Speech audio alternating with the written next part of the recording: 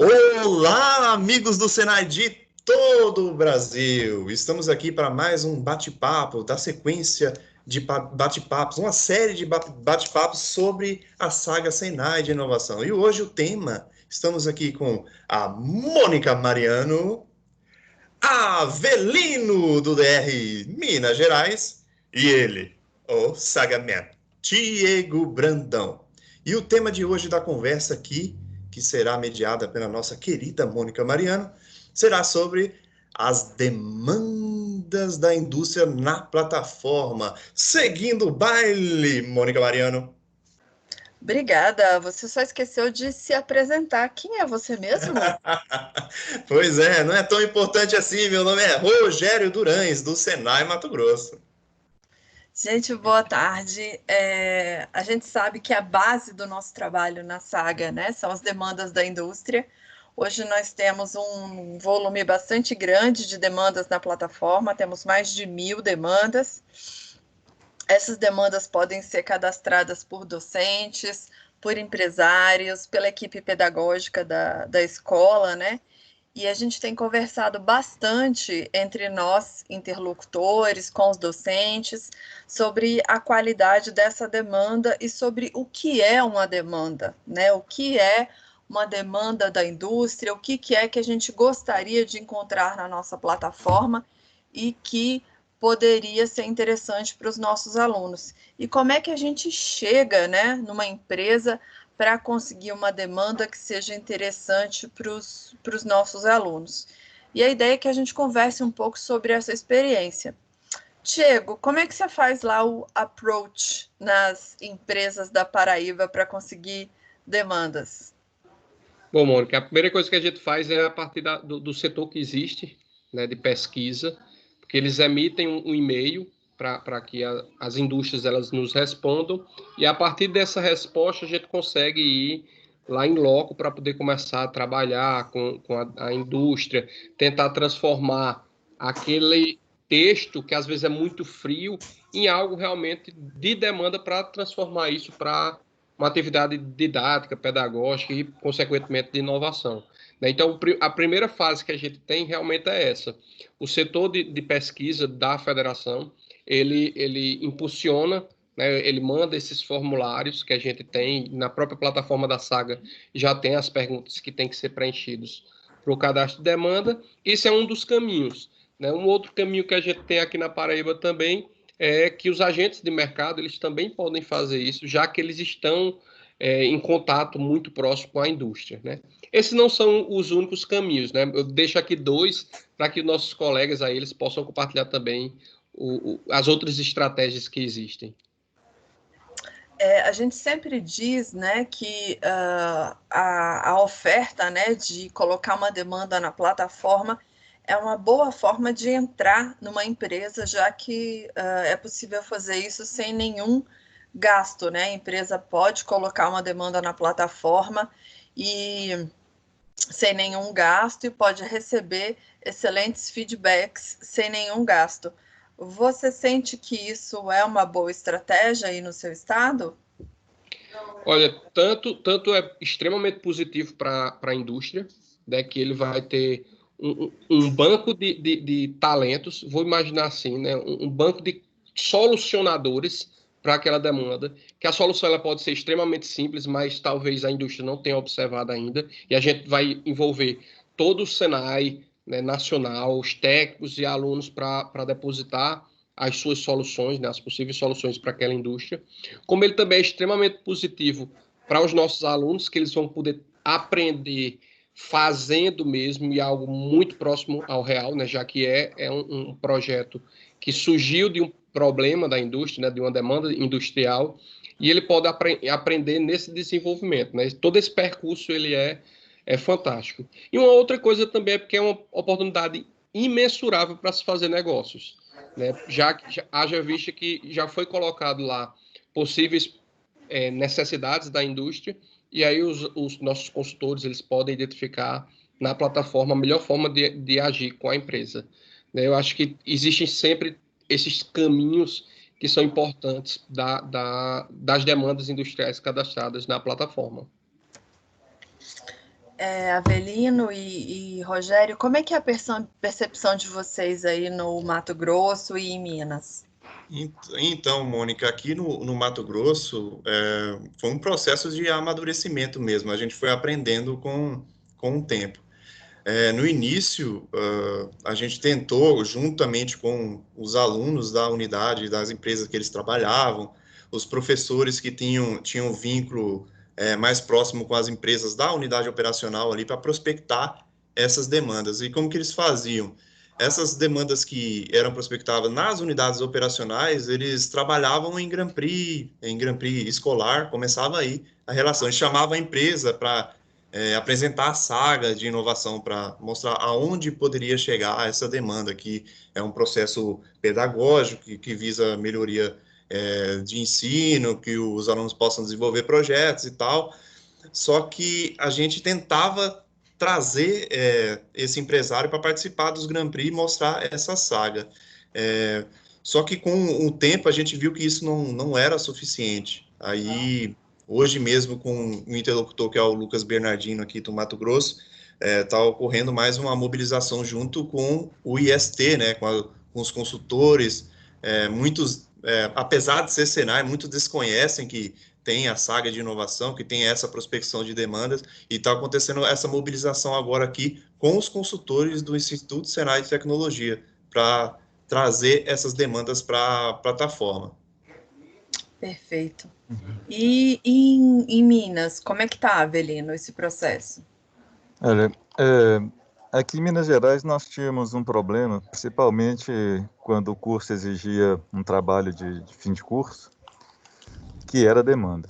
Então, ou o instrutor inventava uma demanda, ou o aluno inventava uma demanda, e acabava trabalhando muito em cima das mesmas coisas, né? Se o aluno era de automação, ele pensava só em automação, se ele era de outra área, ele focava só no que ele aprendeu no curso e não evoluía nada além daquilo. A partir do momento que a gente começou a entender o processo de cadastro de demanda, usou a plataforma e começou a usar a demanda da plataforma como insumo para o desenvolvimento dos projetos, mudou completamente a formação, porque o aluno não consegue resolver só com a competência que ele desenvolveu dentro da sala de aula, ele tem que ir além. Ele tem que ir além e ele tem que buscar a competência não só vou falar assim, não só nos livros, né? Ele tem que buscar a competência nas outras pessoas. Ele não dá conta de tudo. Então, se ele é lá da panificação e ele quer fazer que o bolo dele gire em cima do suporte, ele não entende do motor que faz o bolo girar, mas a pessoa que está lá na marcenaria entende do suporte e a pessoa que está na mecânica entende da engrenagem. Juntos os três, o bolo gira. Então, nesse sentido, as demandas elas se tornaram muito importantes para o desenvolvimento educacional. E quando a gente entra na empresa, qualquer tamanho, se você vai na oficina do seu Zé, né, oficina mecânica da esquina, lá tem demanda. Se você vai na padaria, tem demanda. Se você entra numa grande empresa, tem demanda. Basta você ter um tempo para poder visitar aquela empresa com o olhar de buscar soluções para ela. E aí, é claro, o cadastro da demanda é importante, né? Porque se você traz a demanda da forma como a pessoa te entrega, né, a demanda crua, ela não dá muita abertura. Mas quando você entende a raiz do problema e registra a raiz do problema, você permite que qualquer um que pegar aquela demanda consiga resolver dentro da especialidade dele, somando com as dos outros. Você entrou num assunto muito interessante, Avelino. No nosso esquema de trabalho, né, no fluxo da plataforma, a demanda ela é cadastrada, né, por um docente, como a gente disse, um empresário ou uma parte da equipe pedagógica das escolas, e depois essa demanda ela precisa ser aprovada por um gestor de desafio, que é um dos nossos interlocutores do Estado. Ele precisa, então, avaliar essa demanda para, então, liberar para que ela possa ser utilizada por docentes e por alunos de todo o Brasil. E, na hora de avaliar o que é uma demanda boa e o que é uma demanda ruim? Na para os nossos verdade, eu não colocaria boa ou ruim, mas eu colocaria demandas insuficientes ou então demandas que direcionam. Uma demanda que Isso. direciona, ela não é uma boa demanda, porque ela permite uma atuação muito restrita. Então, se você vai na empresa e a empresa fala, eu preciso automatizar essa válvula, e você vem e escreve automatização da válvula do duto 8. Quem entende de automação e que entende de como que funciona o duto 8 vai resolver o problema daquela empresa e vai ficar no campo técnico. Agora, se você consegue transformar a demanda no problema, a solução pode não ser automação. Pode ser, inclusive, não existir a válvula lá no duto 8. Só que para permitir esse nível de avaliação, você não pode colocar qual a solução pretendida. Por isso que uma das premissas de cadastro de demanda e de avaliação de demanda que nós temos aqui é não colocar nenhum indicador de solução.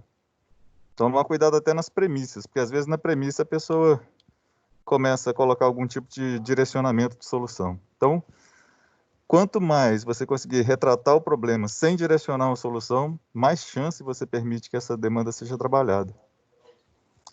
É claro, tem eu casos acho que também... sim, se Diego Rogério, vocês concordam com isso? Assim, tem que ser só uma pergunta, então é isso? A demanda? Eu vejo assim, uma das coisas que a Evelyn está falando, e a gente vem pela própria experiência aí adquirida com o tempo, é que muitas vezes a própria pergunta já é a resposta. Né? Então, o que ele quer é a execução, e não é isso que a gente quer. Né? O que a gente quer é que o aluno ele identifique o problema e proponha essas soluções.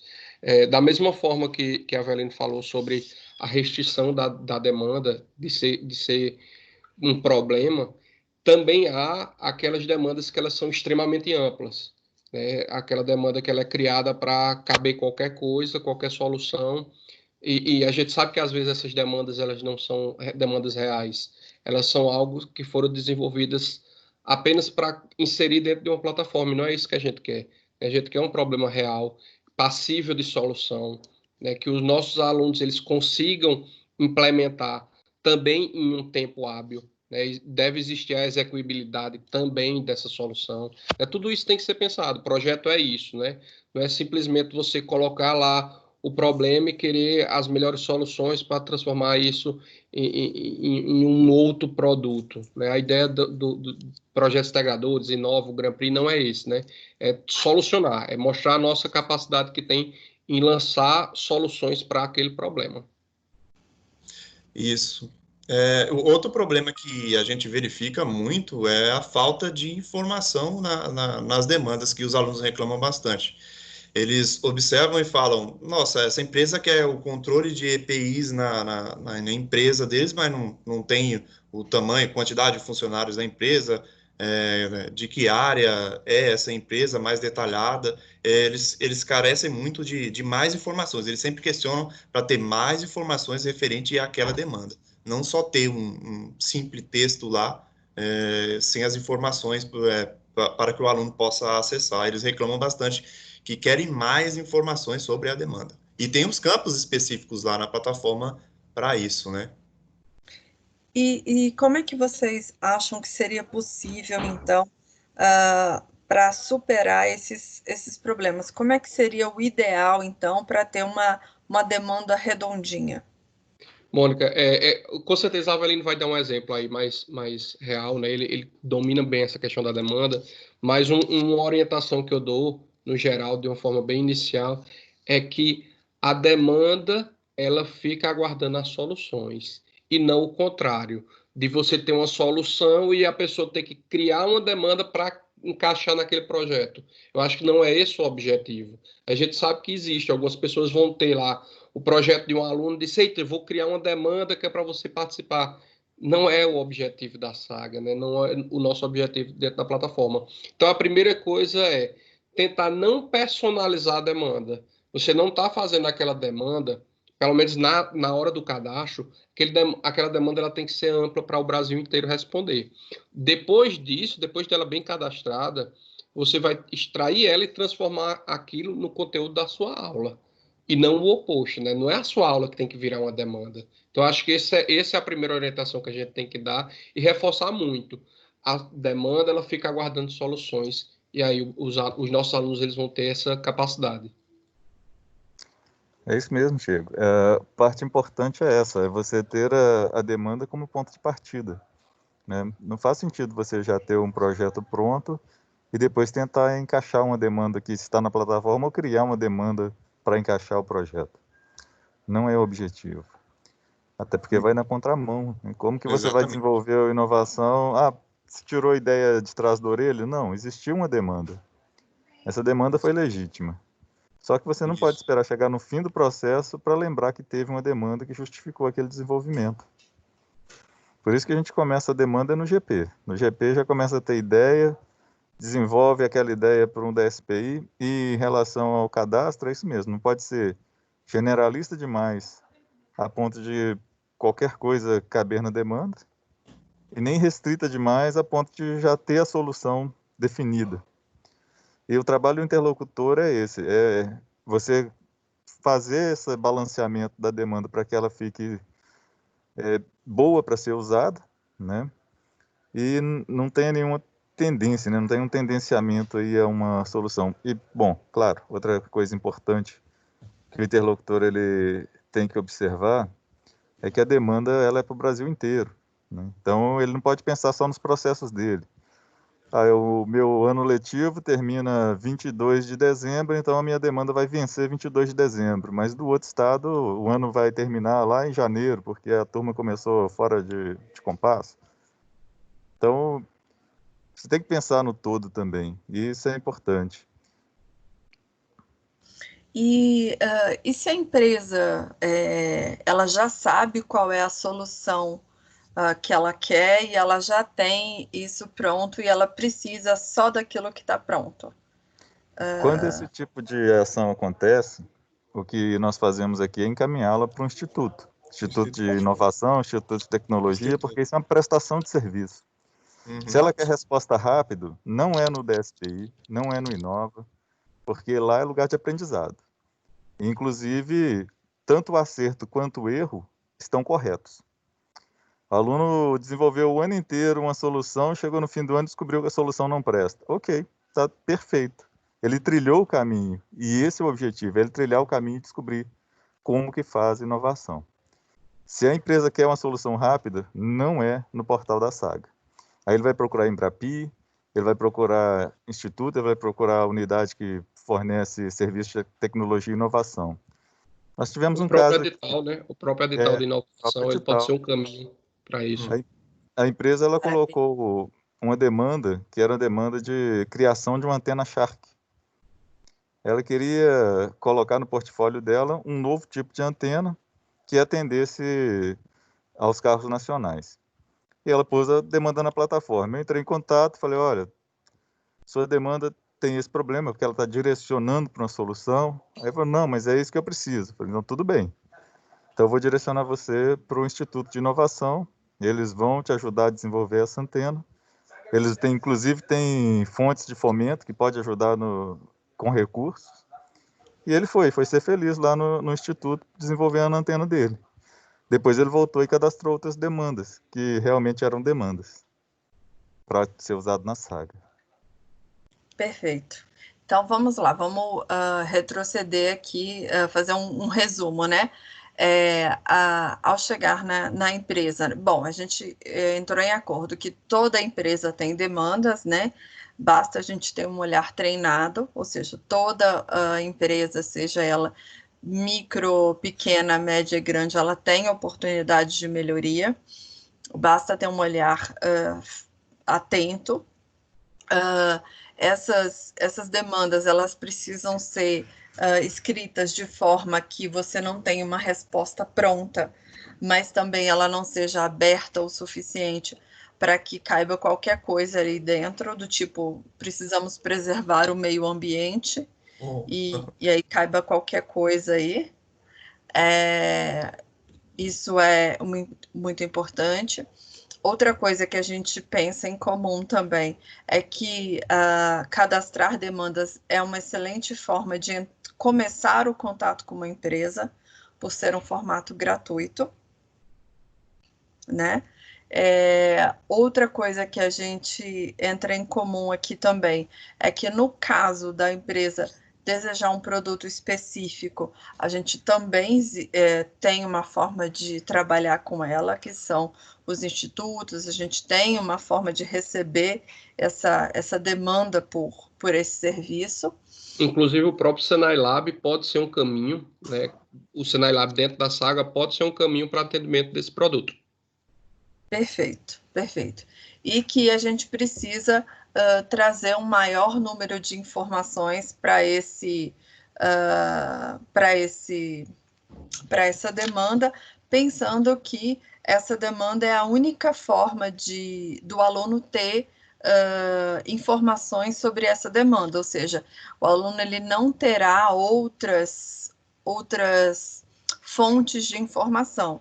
Então, a gente precisa dar o maior número de informações possíveis, o contexto, né? O contexto da situação de aprendizagem, ele precisa vir todo dessa demanda. Então, nesse sentido, é fundamental a participação desse docente ou dessa pessoa da coordenação pedagógica para recolher essas informações que nem sempre a pessoa da empresa se atenta para a importância. Verdade, Mônica. Uma das coisas que também é interessante, e aí reforçando tudo isso que você disse, é o seguinte: uma das primeiras pessoas a poder identificar uma demanda como essa, é ele que está próximo, é o próprio aluno. Né? Se ele trabalha lá com a máquina, algum processo, ele começa a achar aquilo difícil, leva-se muito tempo, escuta que a indústria está reclamando de algum processo, ele pode, a partir desse momento, conversar com o instrutor dele, né? E dizer, olha, na empresa que eu trabalho acontece isso, isso e isso.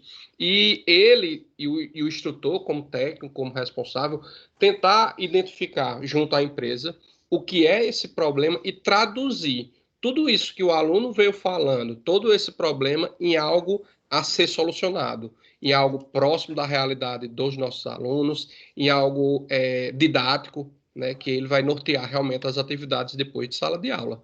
Então, existe também esse caminho. A primeira pessoa ele pode ser o aluno, né, para identificar, ele achar esse problema que existe, para a gente poder transformar isso aí nas soluções. Perfeito, perfeito. Então, a gente pode também trabalhar com os alunos, desde que de forma conjunta com uma pessoa de equipe pedagógica, ou docente, ou uma pessoa que consiga auxiliá-lo na formação desse arcabouço da demanda. Uma outra coisa que é importante também é que a gente tenha um prazo de validade para essas demandas, né? A gente estabeleceu como prazo máximo 2 anos. Isso tem uma razão, não é esse prazo ele não foi estabelecido aleatoriamente. O que acontece com esse período, a tendência é que você já tenha um número bastante grande de soluções para essa demanda, então elas tendem a se repetir e você tende a não ter mais, você encerra a possibilidade de novidade. Então, você tende a repetir mesmo. Então, é como se, de forma grosseira, perdesse a graça aquela demanda, ela começa a se repetir. Aí, Então, para a própria indústria, vai ter a necessidade do fechamento do ciclo. Né? Exatamente. Então, a gente não pode estar rodando sem sair do lugar. Exatamente. Ela perde a validade para a indústria e ela perde a validade para nós. Então, por isso que as demandas elas têm uma validade máxima de 2 anos. A gente normalmente cadastra com a validade de 1 ano e a gente pode estender mais 1 ano por conta desse delay tecnológico e também a questão da repetição de saída do aluno, né? Da repetição de soluções. Para terminar esse nosso bate-papo sobre cadastro de demandas, eu queria pedir a vocês que pensassem aqui 2 dicas de ouro, Golden Rules, para os colegas de vocês, interlocutores, em relação a organizar uma boa demanda, uma demanda redondinha. Que dicas vocês dariam? Mônica, Ou melhor, que dicas vocês venderiam? Eu não venderia 2 dicas, eu venderia uma. Pratique. Você só consegue escrever uma boa demanda se você escrever a demanda. Não tem jeito, você não vai acertar de primeira. Então você vai executar, corrigir, executar, e depois você vai descobrir que você vai ser uma pessoa que sabe cadastrar a demanda. Então é só praticando que você vai descobrir como é que faz. Perfeito. Eu acho que, complementando aí, com certeza o que a Evelyn falou, realmente é fundamental a prática. E o outro é a questão de ouvir. Né? Tem que saber ouvir bem o que é que está sendo pedido. E uma outra coisa que aconteceu, acho que no primeiro ano da gente de plataforma, lógico, hoje em dia a gente conseguiu amadurecer, mas a própria demanda ela tem que estar tão bem explicada que não precisa entrar em contato com a empresa novamente. Porque imagina aí o que é, a gente tem aí Minas Gerais e Mato Grosso, imagina aí o que é os nossos alunos estar ligando para a indústria de Minas Gerais para poder entender uma demanda. Então, não é esse o objetivo, né? A gente quer que esteja tão claro que o aluno, só na leitura, só no vídeo, né, ele consiga entender o que é que a empresa está precisando. Exatamente. E outra é comunicação, deixar a comunicação mais clara, mais forte, criar um relacionamento com os alunos, explicando direitinho como que funciona a saga de inovação, explicar para o empresário qual que é o objetivo do Desafio Senai, de projetos integradores, deixar tudo isso mais claro, você vai criando uma cultura, um relacionamento, para quem sabe acontecer um belo de um casamento aí. Tenha bons interlocutores, que eu tenho os melhores do Brasil. Isso também faz diferença. Aqui a gente sentiu na pele que relacionamento e comunicação. Você tem que deixar bem claro do processo, o que é a saga, de maneira geral, que com certeza vocês terão bons frutos aí durante a saga de inovação. Isso vai se tornando uma coisa natural, sabe? E é muito bacana trabalhar com desafios reais. Brilha o olhinho do aluno, sabe? Quando eles falam, nossa, dessa empresa aqui está passando por essa, eu consigo resolver esse problema. Tiveram algumas situações aqui nos Grand Prix mesmo de inovação, que os alunos começam a ver que existem vários problemas nas empresas. Nossa, eu não vou montar uma empresa, uma indústria, eu vou montar uma startup para solucionar o problema dessas empresas. Olha o tanto de problema que tem aqui. Aí isso abre os olhos dos alunos assim, de uma forma assim, que motiva bastante a trabalhar com a saga e com o DSPI. Joia. E se alguém tiver com dificuldade de cadastrar demandas e de fazer essa redação, podem contratar vocês como consultores? Podem pedir ajuda? Pode, tenha vontade. Eu acho que poderia ser, inclusive, uma ação no grupo, né? Uma pessoa pergunta, outra ajuda, construção conjunta. E a gente tem o WhatsApp porque nós somos robôs, né? A gente passa realmente praticamente 24 horas ligado aí no WhatsApp. E quando a gente disponibiliza, é exatamente para isso, né? A gente quer que todo mundo consiga se ajudar. Né? Acho que inovação é isso. Inovação é você entender que sozinho você não consegue chegar em nenhum lugar, né? Que você depende de outras pessoas, outros fatores. Eu acho que é isso que a gente preconiza, defende mesmo na nossa saga. E tem a coragem mesmo de falar, e eu tenho dúvida, não sei como que faz. Dá o grita, manda um áudio no WhatsApp, me ajuda, por favor, não sei como que eu faço. Aí a gente tá aqui para auxiliar nesse processo. E para aprender. Se tiver vergonha, pode mandar no privado. Tá joia, meninos. Muito obrigada a vocês. E para finalizar, sempre o nosso locutor oficial, Rogério, por favor. Encerramos mais um encontro magnífico aqui da saga de inovação do DSPI, para falar um pouco sobre demandas, né? Sobre as nossas dores, as dificuldades. Muito obrigado aí a participação da Mônica Mariano! Aê! Avelino! E ele, Diego Brandão, o Saga Man. Vamos aplaudir, galera. Olha a plateia. Olha lá. Ei. Muito obrigado aí, galera. Qualquer dúvida, entre em contato no privado mesmo ou no grupo da Saga e vamos tirando essas dúvidas aí que a gente vai crescendo junto, galera. Junto, de forma colaborativa. Se joga, galera. Tchau.